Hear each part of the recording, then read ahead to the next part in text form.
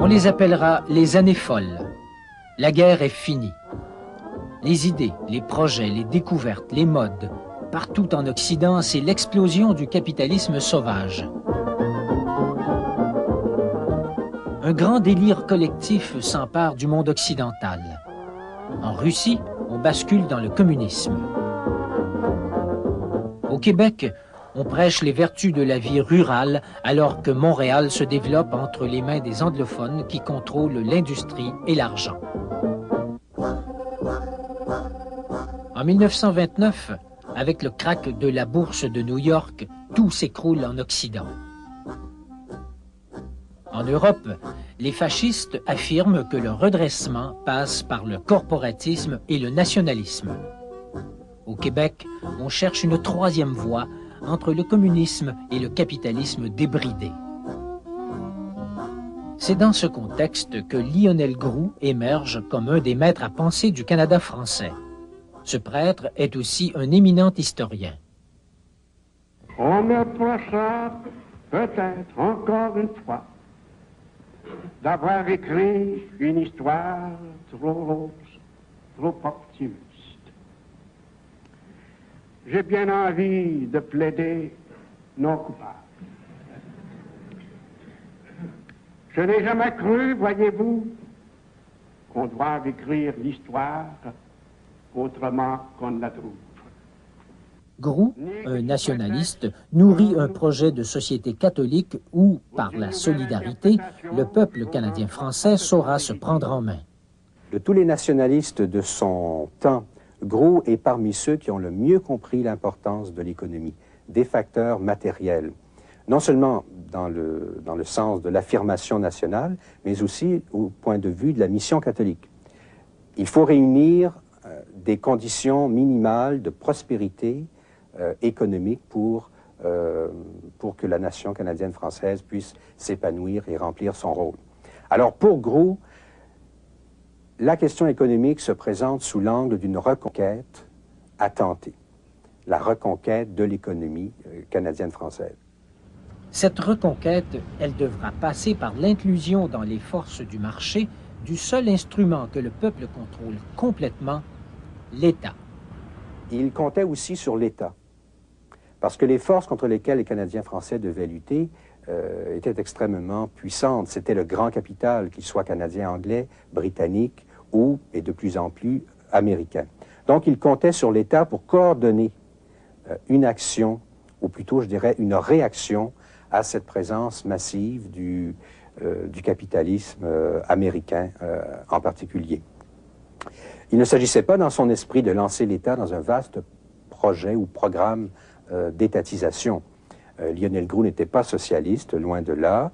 Il était partisan de la propriété privée, de l'initiative privée. En 1937, dans un environnement politique, économique et social dominé par les anglophones, Groulx fait une déclaration fracassante. Notre État français, nous l'aurons. Mais de quel État s'agit-il? Du Québec ou du Canada? Pour Groulx, l'État français à l'intérieur de la Confédération est réalisable à la condition que deux conditions soient réalisées. La première condition, c'est que la province de Québec et son gouvernement exercent dans toute leur plénitude, avec audace, avec imagination, l'ensemble des pouvoirs qui lui sont conférés par la Constitution de 1867. Mais l'autre condition, c'est que les partenaires canadiens-anglais d'abord acceptent cette idée de l'intégrité française, lui donnent droit de cité au Canada, et d'autre part acceptent d'entrer dans ce partenariat binational auquel Groulx pensait. Si l'une ou l'autre de ces conditions manquait, il fallait envisager la possibilité de réaliser l'État français hors de la Confédération. Groulx est obsédé par les luttes fratricides qui divisent les Canadiens français au sein des partis politiques. Pour que ce peuple atteigne son autonomie, il lui faut donc une cohésion non partisane, une solidarité.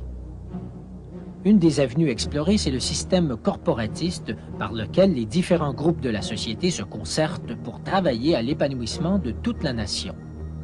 Ce corporatisme laissera parfois filtrer des odeurs racistes.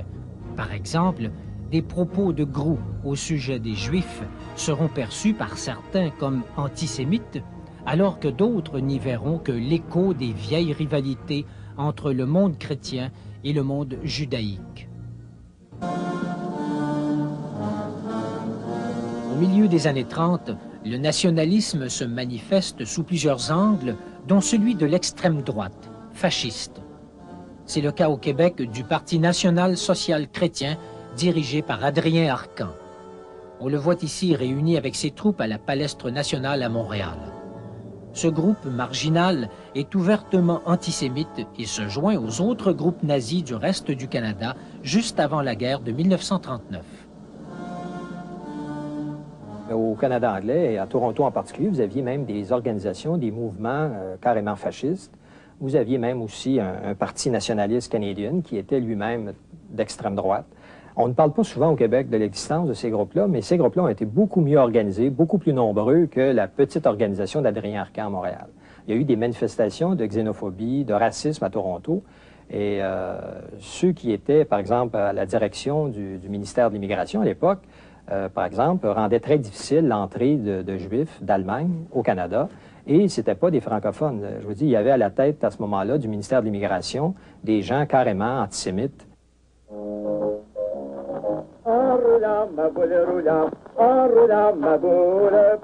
C'est à cette époque que les francophones spécifient leur identité. Désormais, ils ne sont plus canadiens, mais canadiens français.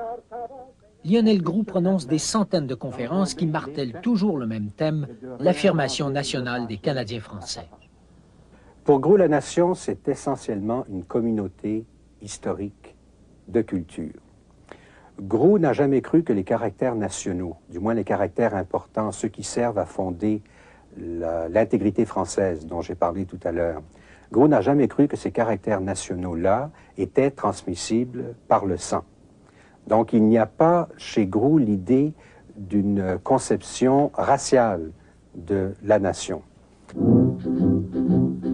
Notre grande ville est remplie d'immigrés, nos Canadiens ne peuvent plus les supporter. Si ça continue, il va falloir quitter avec une pochette d'eau et puis un petit panier. Dans les années 30, c'est par des chansons comme celle de la Bolduc que s'exprime la frustration du peuple qui blâme les élites, les dirigeants politiques et l'immigration pour le chômage et la misère. Partout en Amérique, on voit naître de nouvelles idées et de nouveaux partis politiques. Si tout le monde veut se donner la main,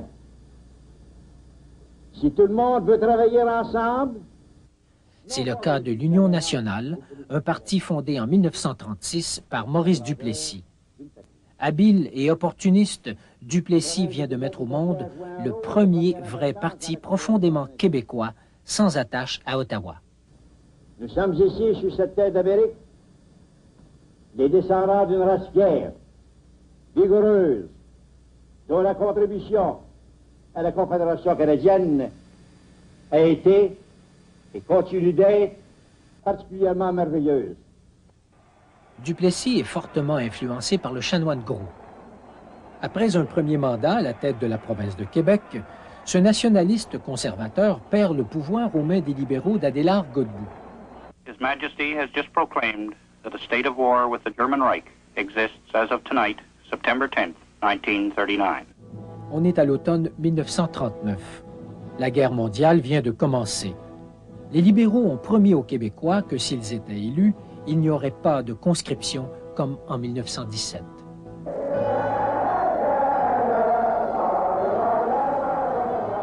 Les Canadiens français sont nombreux à se porter volontaires pour défendre l'Europe contre les troupes de Hitler.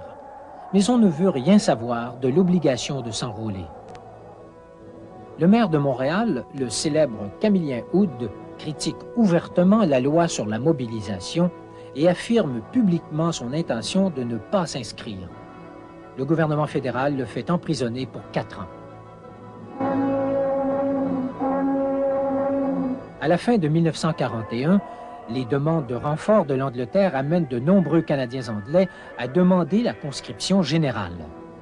Mais le premier ministre canadien, Mackenzie King, un libéral, est lié par la promesse que son parti avait faite aux Québécois en 1939. En 1939, il y a eu une promesse formelle de fait aux Québécois. On ne fait pas de conscription. On va vous défendre contre la conscription si vous élisez un gouvernement provincial libéral, ce que les Québécois ont fait. Et on savait qu'on avait fait cette promesse-là. C'est pourquoi le plébiscite. Le plébiscite est à l'effet, et regardez comme c'est subtil comme question, acceptez-vous de délier le gouvernement fédéral de la promesse qu'il a faite de ne pas faire de conscription? Mais cette promesse-là avait été faite aux Québécois, le référendum, et pan-canadien. Et là, les gens vont se liguer pour le non.